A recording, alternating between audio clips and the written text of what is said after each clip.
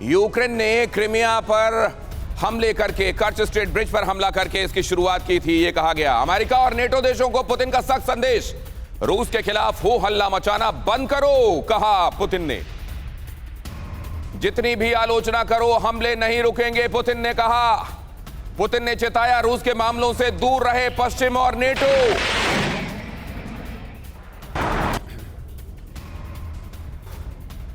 अब देखिए पुतिन ने कहा क्या है और पुतिन का कन्विक्शन क्या नजर आता है इससे, और क्यों हम कह रहे हैं प्रचंड प्रण दोनों ही तरफ से, प्रण, संकल्प, कसम, और ये प्रचंड है दोनों ही तरफ से। क्यों, जरा देखिए। पुतिन का पावर पंच, यूक्रेन के पावर इंफ्रा पर रूस के हमले जारी रहेंगे।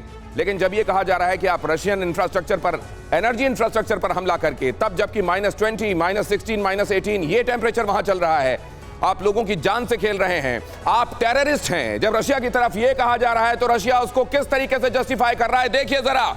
रूस के हमलों को लेकर बहुत हो हल्ला मचा हुआ है।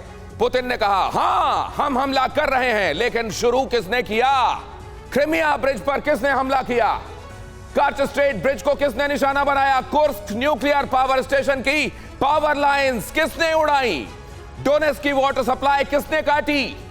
क्या वो काम, अगर आप कह रहे हैं कि हमने टेरर एक्टिविटीज की हैं, तो आपने क्या किया है, यह पूछा है इन अ वे पुतिन ने। और यहां दिखाई देता है इस वॉर के लिए, इसको आगे बढ़ाने के लिए, इस पार्शियल मोबिलाइजेशन के लिए और इसको और आगे तक ले जाने के लिए रशिया का कन्विक्शन। जरा देखिए इस बयान का मतलब, इस बयान के मायने क्या है। रूस किसी भी कीमत पर बढ़ता रहेगा आगे, और उसकी तरफ से अगर आप सोच रहे हैं जंग रुकेगी, तो रशिया ऐसा नहीं करने वाला।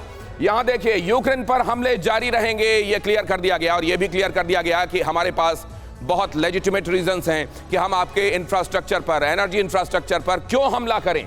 रूस का टारगेट यूक्रेन के पावर इंफ्रास्ट्रक्चर की बर्बादी। आने वाले दिनों में अगर यह पूरी तरह तबाह हो गया, अब फिर भी काम कर रहा है 50-60% इसके खत्म होने के बावजूद, अब ये 40% भी इस भीषण ठंड में बड़ी राहत है।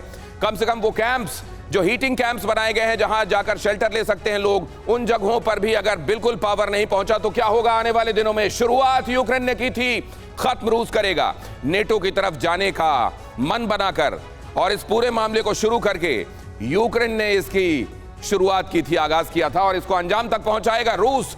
ये जो अमेरिका, नेटो रूस को नहीं रोक पाएंगे कहा जा रहा है। युद्ध जीतने के लिए सब कुछ किया जाएगा। आलोचना टेररिस्ट कहे जाने से रशिया डरता नहीं है।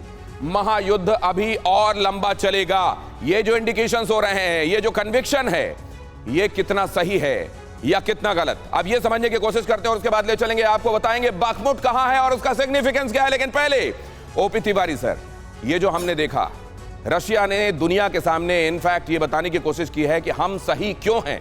सब्सक्राइबर्स कितने हैं उसके? देखिए दिनेश, रशिया जो बचाने की कोशिश कर रहा है, यही चीज़ यूक्रेन भी कर रहा था। अब ये समझ में नहीं आ रहा कि जेलेंस्की का एक बयान आ रहा है कि ये पैरा जो स्ट्रक्चर, जो पावर स्ट्रक्चर, इंफ्रास्ट्रक्चर डिस्ट्रॉय हो रहा है, इसको खड़ा करना बहुत ही मुश्किल काम है।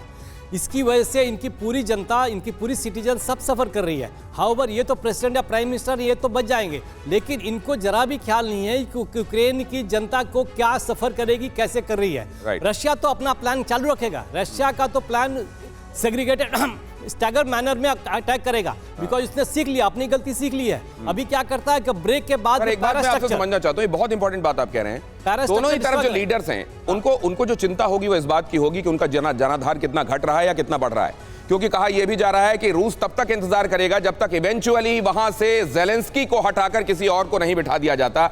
इसलिए जेलेंस्की को इस बात का डर ज्यादा होगा मुझे लगता है, क्योंकि पुतिन का कंट्रोल लगभग अपने यहां पूरा है, लेकिन जेलेंस्की के साथ पश्चिम खड़ा हुआ है, अमेरिका खड़ा हुआ है। सरदाना सर ये बात समझाइए, उन दोनों में से ज्यादा इनसिक्योर कौन हो रहा होगा इस बात को लेकर?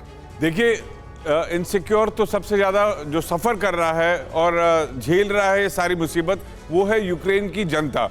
और यहीं पर जेलेंस्की का सबसे बड़ा फेलियर है कि नेटो और अमेरिका का सपोर्ट लेकर अपने देश को तबाह करवा रहा है।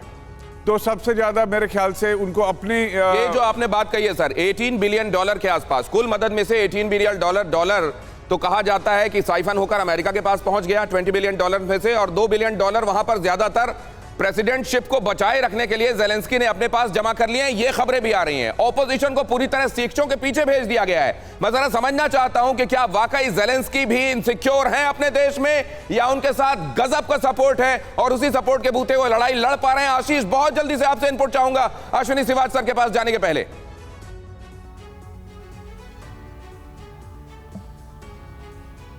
अभी तो काफ़ी ज़्यादा सिक्योर पोजीशन में वो चल रहे हैं, क्योंकि दूर दूर तक किसी तरह का प्रोटेस्ट या अनरेस्ट आम लोगों में नहीं दिखाई दे रहा है। इसलिए नहीं कि उन्हें रशिया के खिलाफ खड़े होना है, ऐसा लोगों में लगता है यहाँ पर कि उनके पास कुछ खास ऑप्शन भी नहीं है। और अगर उनकी टेरिटरी चली गई तो उन्हें जाहिर सी बात है कि एक नेशनलिज्म पॉइंट ऑफ व्यू, देश के पॉइंट ऑफ व्यू, उन्हें खड़े रहना है, लड़ना है। लेकिन मैं आपको बता दूं कि सब चाहेंगे, चाहे वो यहाँ के लोग हों या फिर पॉलिटिशियंस हो, वो चाहेंगे अगर आप टॉप क्रीम लेयर हटा दें तो वो चाह रहे हैं कि किसी तरह से युद्ध रुक जाए। टॉप क्रीम लेयर जेलेंस्की और उनके सहयोगी, उनको अगर आप छोड़ दें तो सब चाह रहे हैं युद्ध रुके, लेकिन युद्ध रुकने के लिए जो प्री कंडीशंस रखी गई हैं जेलेंस्की की तरफ से, वो रशिया फुलफिल नहीं करेगा। युद्ध रुकेगा कैसे?